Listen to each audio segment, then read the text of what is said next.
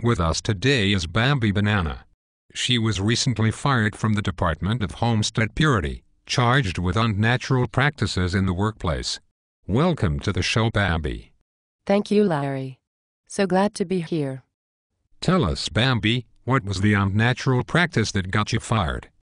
Larry, I have flat arches and bone spurs in my feet, and I have trouble standing and walking at work, especially when I'm constantly going to the pantry and lounge for breaks. Sounds bad. How long have you had this condition? Since my dancing days. It really got bad when I got hired at the department. Have you seen a doctor about it? Yes, many doctors, but I can't take medication or get shots or have surgery to correct the problem. Why not? It's against my religion.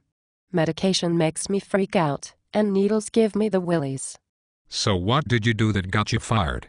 Well, at lunchtime, I'd get my large frozen bottle of Mountain Dew, take off my shoes, strip off my pantyhose and roll the Mountain Dew bottle on the floor with my feet. The ice cold made my feet go numb, and I'd be able to work. It felt so good, Larry. How long would you do this? Until the bottle was not frozen anymore. Then I'd put the Mountain Dew bottle back in the pantry freezer so it was frozen for the next day. What did you do with your pantyhose? I just hung them up on my cubicle panel and would put them back on when I was finished with the Mountain Dew bottle. Sometimes I'd fall asleep and the Mountain Dew bottle would roll down the hallway. So what got you in trouble? Well, a couple of things, Larry. First, my pantyhose hanging in my cubicle offended my coworkers. They complained. I mean, come on, they weren't offended when I was wearing them.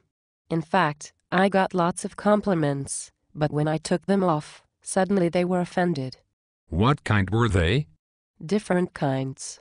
Sheer, fishnet, those old-time-looking ones with a seam up the backs of the legs. Like your pervy uncle would wear. Usually I wore red or black. Sometimes I'd wear stockings with garters, so there would be two leg sections hanging on my cubicle. I like to mix things up. Did the Department of Homestead Purity officials warn you? They said they sent me emails, but I couldn't open them. Then I noticed that my pantyhose would be missing if I was on the phone or playing computer games. Also, I caught someone drinking my bottle of Mountain Dew in the pantry. I tried to grab it and there was a scuffle. They called me names and it really hurt my feelings. Security came in and confiscated my Mountain Dew. Did they handcuff you? Please tell me what happened. I was really upset. They marched me up to legal and questioned me. They said that it was unnatural to maintain an improvised medical device in the company freezer, and also I was violating policy by practicing medicine in my cubicle and displaying obscene objects there. Then what happened? They forced me to watch a security video of me rolling my feet on the Mountain Dew bottle. I don't know how they got those shots, Larry. It was horrible. When I asked them about my missing pantyhose, they said they needed them for evidence and testing. Testing for what? I don't know, Larry. I can't imagine what they would want with my pantyhose. I can't really say any more. The case is due to go to trial next month. What about your religious claims? I'm a member of the Church of the Inflatable Jesus Christ. We believe in only pure, simple things, like air, fire, water and ice. Really cold ice.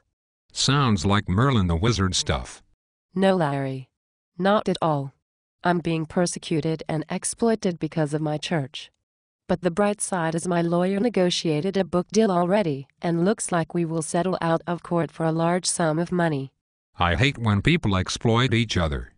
To be honest, Larry, all I want really is my pantyhose back and a Mountain Dew endorsement deal. I love Mountain Dew. Have you tried it, Larry? Bambi, my feet are just fine. Well, good luck and let us know how things turn out. Thank you, Larry. And blessings from the Church of Inflatable Jesus. Join us next time when our guest, Sarah Palin, will explain the history of the Teabaggers movement.